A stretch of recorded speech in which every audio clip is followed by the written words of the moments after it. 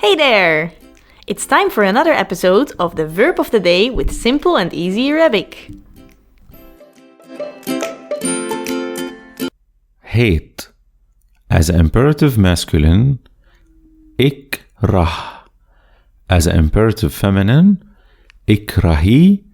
As an imperative plural, ikrahu. This is how we conjugate the verb in the present tense. أنا بكره. أنت بتكره. أنتي بتكرهي. أنتو بتكرهوا. نحن منكره. هو بيكره. هي بتكره.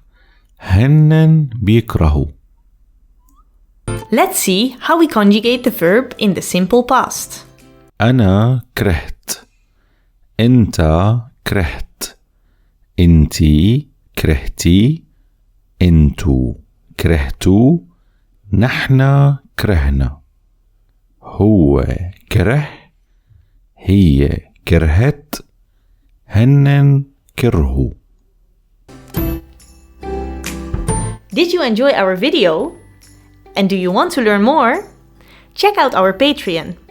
If you become a patron, you get access to much more study material. See you there!